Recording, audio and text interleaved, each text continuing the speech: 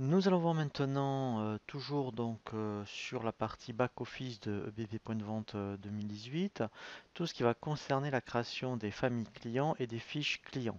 Donc vraiment dans le même esprit que pour les familles articles, c'est vraiment très intéressant de créer des familles clients, comme ici par exemple dans le dossier de démonstration, vous voyez, donc il y a, mettons, une famille client qui s'appelle comité d'entreprise. Eh bien, effectivement, si par rapport à une certaine typologie de clientèle, alors là c'est vrai que je me mets plutôt dans la partie back-office que sur la partie front-office, puisque là, vous voyez, admettons, quand vous avez des clients qui arrivent en magasin, alors ils peuvent très bien avoir donc des chèques cadeaux, cartes de fidélité, mais c'est vrai que par rapport à une famille client, sauf éventuellement, comme ici, comité d'entreprise, que vous pouvez avoir en compte, c'est aussi une possibilité.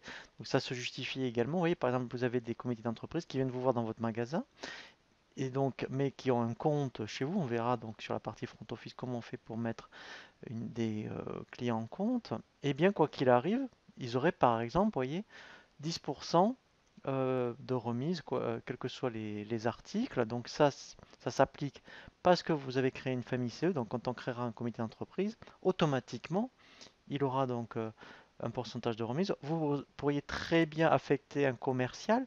Donc si en plus des CE qui viennent, je dirais dans votre magasin, il y a peut-être un commercial qui gère les CE et il y a peut-être un autre commercial qui va gérer les entreprises, tout ce qui est association, voilà. Vous voyez, donc ça peut être intéressant aussi donc, de créer une famille pour affecter un commercial par défaut. Mode de règlement. Donc là, pareil, ben, peut-être qu'au niveau des CE, tous ont un mode de règlement par défaut. Donc ça, c'est par rapport à l'onglet général. Alors là, après, on verra, donc là, c'est des tarifs encore différents des remises. On verra comment appliquer des tarifs spécifiques pour les CE, soit sur une famille donnée ou à une période donnée. Donc ça, rassurez-vous, on va le revoir en détail. Et option de facturation, là, c'est plutôt pour des facturations périodiques. Alors facturation périodique, ça aussi, on le verra lorsque tous les mois, je pense à un revendeur informatique, eh ben, dans ce magasin, peut-être qu'il va avoir un client qui va acheter un logiciel EBP point de vente, par exemple, et il va vendre aussi le contrat d'assistance. Et bien, tous les ans, pour ne pas oublier donc de refacturer le contrat d'assistance, il fera ce qu'on appelle une facturation périodique. Mais ça, rassurez-vous, on le reverra en détail. Et modèle paramétré, vous pourriez très bien dire que pour les CE, par exemple, eh bien la facture, si vous en éditez une directement, je ne parle pas de la facturette par rapport au front office, eh bien peut-être qu'ils veulent 3 exemplaires par défaut. Voilà. Et vous pourrez très bien en plus avoir un modèle d'impression que vraiment pour les CE. Voilà, donc voilà, donc ça c'est vraiment très bien. Voilà, donc tout ça, eh bien, vous pouvez le faire dans la famille. Et après, voilà, donc là, l'intérêt également, c'est que oui, j'ai rajouté une information. Si j'avais 50 CE, eh bien là, il mettrait à jour dans les, voilà, vous voyez, donc là, par exemple, il y en a 4. Et bien dans les 4 fiches CE, il met directement l'information à jour. Donc c'est un intérêt hein, à ce niveau-là aussi la famille, ça me permet de mettre à jour des informations rapidement. Donc après, effectivement, alors on peut créer soit des prospects ou des clients. Donc vous pouvez, quand vous pouvez très bien créer des prospects. Donc là, j'en ai pas, mais on va voir un client, c'est exactement la même chose. Un client prospect, c'est pareil. En termes de fiches, hein, je parle. Ça, c'est intéressant de créer un prospect lorsque vous avez un devis à faire, mais donc il n'est pas encore client. Donc là, bien sûr, je parle toujours du back office. Dès que vous allez accepter un devis en commande, par exemple, eh bien effectivement, le prospect va basculer en client.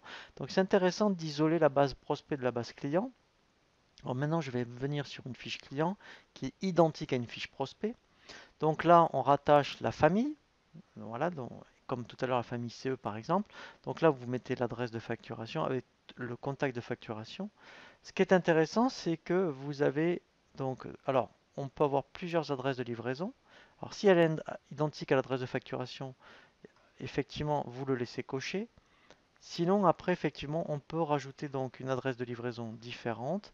Et s'il y a du multisite, on peut rajouter ici autant d'adresses que l'on veut. Vous voyez, on fait ajouter et on rajoute.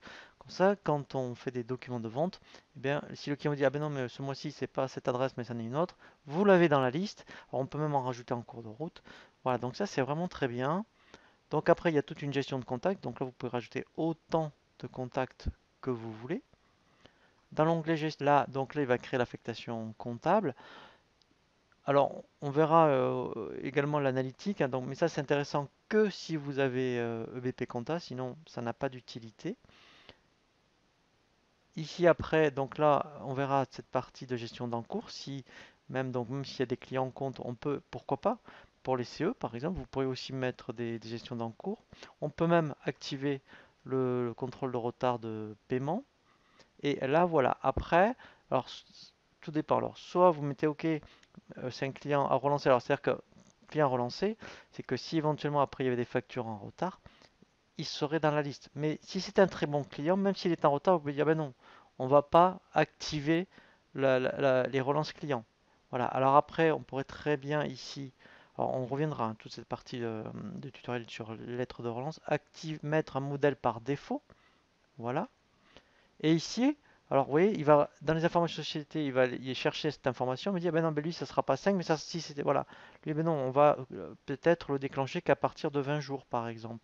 Voilà, on peut donc après effectivement au niveau des fiches clients, eh bien activer et mettre des jours différents par rapport aux informations société.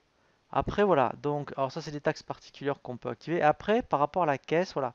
Alors après, encore, il faut l'avoir utilisé. On, vous voyez, dire créer un bon de livraison au lieu d'un ticket. Donc ça aussi, ça peut être intéressant.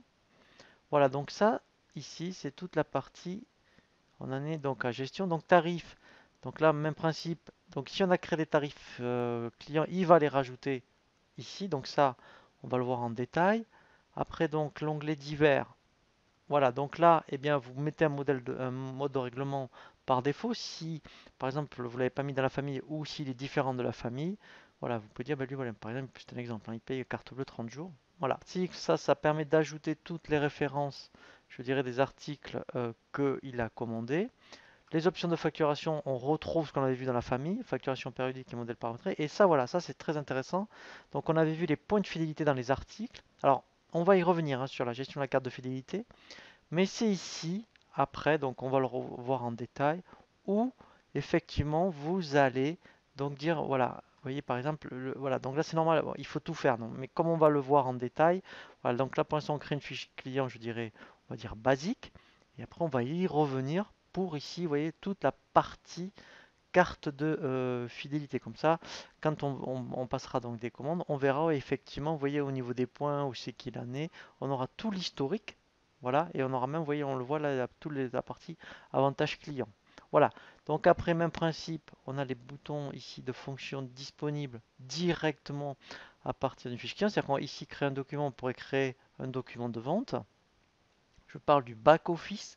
Hein, pas, vous voyez, le ticket, il n'y est pas ici. Hein, donc, on n'est pas dans la partie front office. Voilà, donc on peut voir les statistiques clients, l'échéancier, ou savoir où il en est exactement. Historique, ça c'est de savoir tout ce qu'il nous a commandé. Voilà, et si on voulait faire des simulations de tarifs, on peut le faire directement ici. Voilà, donc là, on a bien vu toutes les options à renseigner dans une famille et fille client. Et maintenant, effectivement, donc là, on a rentré toutes les données de base. Donc maintenant, il ne nous reste plus qu'à voir effectivement la partie stock et inventaire avant d'aborder bien sûr la partie des circuits documents de vente, mais toujours pour l'instant dans le back-office.